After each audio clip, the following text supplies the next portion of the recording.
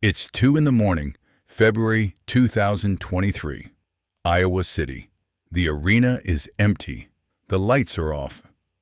And Caitlin Clark is still in the film room, running the same possession for the 14th time. She hasn't slept properly in 3 days. She's looking for something that doesn't exist. A guarantee, a formula, a way to make sure it never goes wrong again. Nobody knows she's there. Nobody knows how close she is to the edge. This is the story they never showed you. The thing about Caitlin Clark is that she never looked like she was struggling. That was part of the problem. She walked into arenas like she owned them. She hit shots from distances that had no business going in. She smiled at cameras, signed autographs, delivered press conference quotes that were honest and warm and just self-aware enough to make reporters love her. She made everything look effortless. But effortless is a performance. And behind that performance, a 21-year-old woman was doing something nobody prepared her for. Being consumed alive by her own legend. "The hardest part about being Caitlin Clark," she said once, "having to feel like you're always on. You just have bad days, and there are days where you don't want to talk to anyone. But somebody comes up to you, and this is their 10-second interaction with you. So you better smile and be kind. But at the same time, you just want to be normal sometimes." She never got to be normal, not even close. By the time Iowa reached the 2023 National Championship game against LSU, Clark wasn't just a basketball player anymore. She was a lightning rod. Every shot she took was analyzed. Every word she said was dissected. Every whistle that blew near her became a national conversation. She had just dropped 41 points against unbeaten South Carolina in the Final Four, snapping the Gamecocks' 42-game winning streak in one of the most stunning performances women's college basketball had ever seen. The entire country was watching. And instead of peace, the noise got louder. Lisa Bluder, Clark's head coach and one of the most experienced women's basketball coaches in history, watched it happen in real time. There were nights, Bluder reflected later, when it felt like the entire country had an opinion about every shot she took, every word she said, every whistle that blew. She paused. But what people didn't see was the human being trying to handle it all. The human being was cracking, not visibly, not in the way that makes headlines, just quietly, internally, in the way that only people closest to her could see. Clark was internalizing everything, every criticism, every expectation, every moment where the world decided she hadn't been brilliant enough. April 2nd, 2023. American Airlines Center, Dallas, Texas, Iowa versus LSU, the national championship game. The stage Clark had worked her entire life to stand on. And from the opening tip, nothing went right. Clark picked up foul after foul in a game that felt tilted from the start. Her two most important teammates, the fifth-year senior center Monica Cignano and forward McKenna Warnock, fouled out.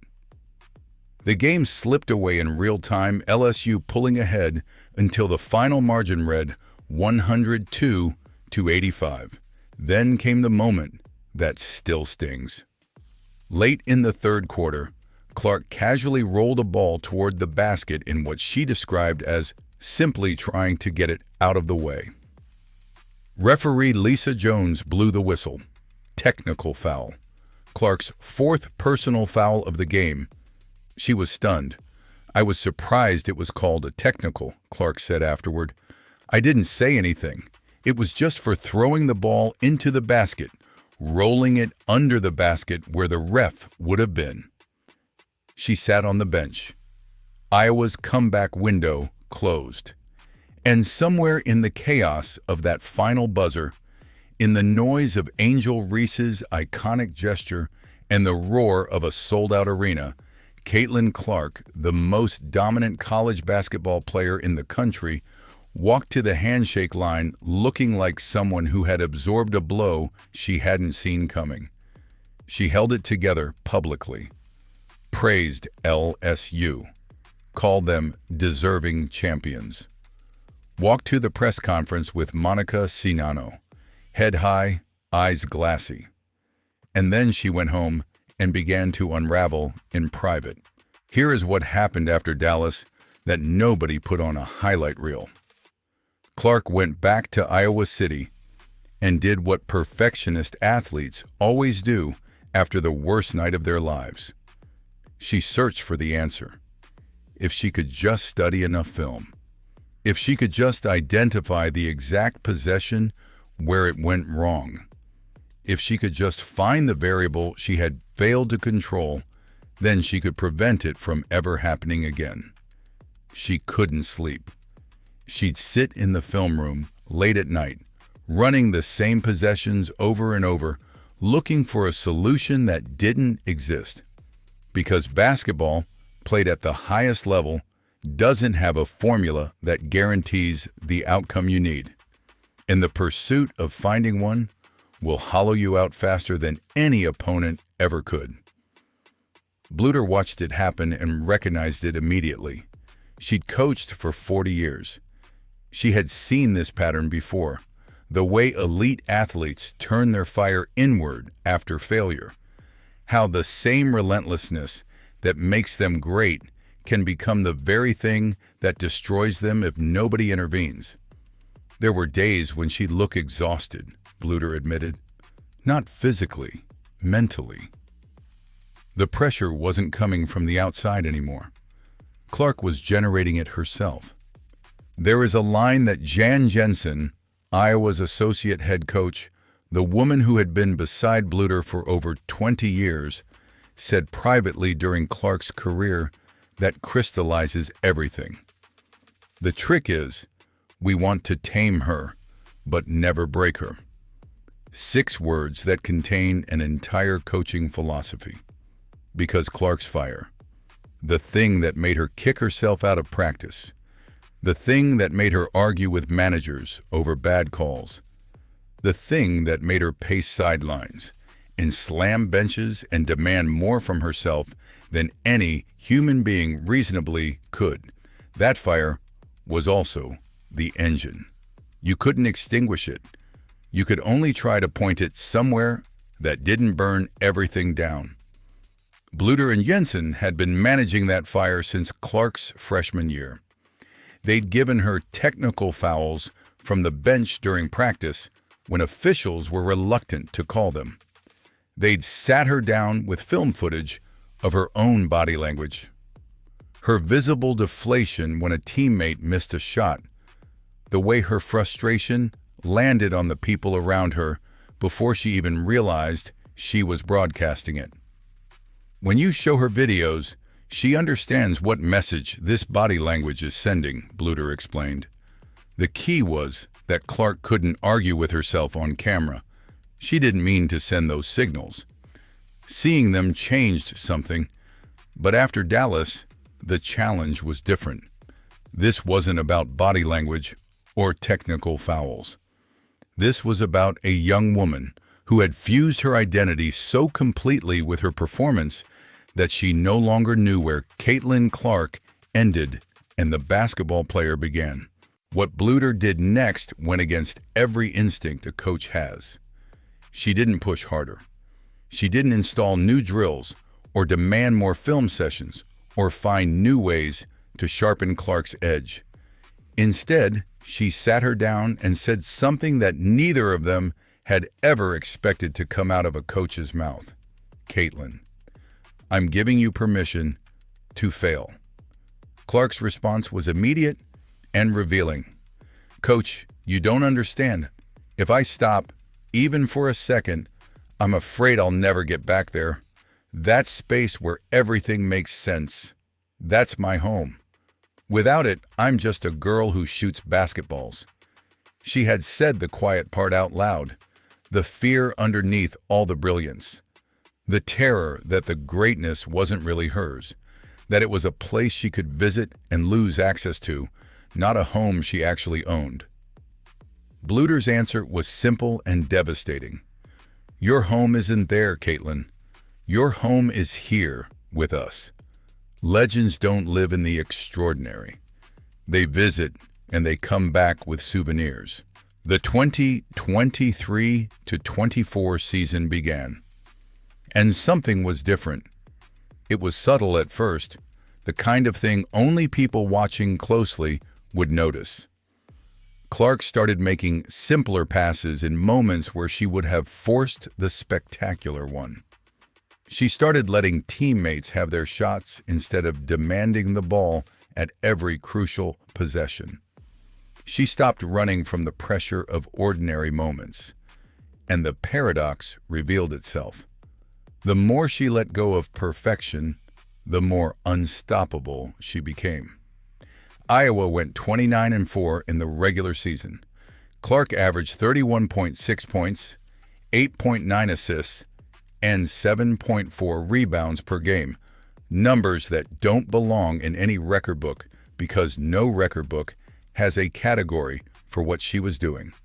She broke Pete Maravich's all-time scoring record in February, draining a logo 3 at Carver Hawkeye Arena while the building came apart around her. And when Iowa faced LSU again, the same team, 1 year later in the Elite Eight, Clark scored 41 points with 12 three-pointers in front of 12.3 million viewers, the largest audience for a women's college basketball game in history. Iowa won 94-87. She didn't need revenge. She needed freedom, and it turned out they looked exactly the same. I think that speaks to the confidence I have in myself, Clark said simply after the game. I thought my shot felt good in warm-ups. That's it. That's the whole answer. A player who had once been paralyzed by the fear of imperfection, standing in the aftermath of one of the greatest individual performances in tournament history, talking about how her shot felt in warm-ups. Iowa fell to South Carolina in the 2024 National Championship. Clark scored 30 points. It wasn't enough. 2 championship game appearances, no titles. And none of that is the legacy. The legacy is in the number of little girls who started playing basketball because of her. The arenas that had never sold out for women's basketball that were suddenly turning people away. The television ratings that shattered records not once, but repeatedly. The cultural shift that arrived not because of a championship trophy, but because one player made the entire country stop and pay attention. Lisa Bluder announced her retirement in May 2024. 24 years at Iowa, 884 wins across a 40-year career. The greatest coaching tenure in Iowa women's basketball history, ending exactly when it was supposed to. Clark's tribute to her was short. Simply no one better at building a team. Thank you for believing in me more than anyone. In February 2025, Clark's number 22 jersey was retired at Carver Hawkeye Arena. Bluder was in the building, tears streaming down her face. Because that jersey wasn't just fabric and a number. It was 4 years of the hardest thing either of them had ever done, navigating the distance between genius and destruction, between the fire that makes greatness possible and the fire that burns everything down. They found that distance together, and they came back from it carrying something neither of them could have built alone. Clark went to the Indiana Fever, Rookie of the Year, All-Star, the most talked about player in professional basketball. She played 13 games in 2025 before injuries took her season. She came back for Team USA at the 2026 World Cup qualifiers and was named Tournament MVP. She still calls Bluder for advice, because greatness isn't something you arrive at and stay.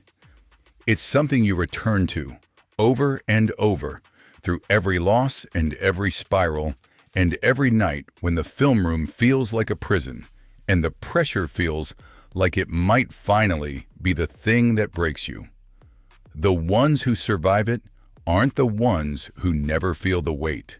They're the ones who learned, with help, with time, and with a coach who gave them the most counterintuitive gift in the history of sports, that it was okay to put it down sometimes.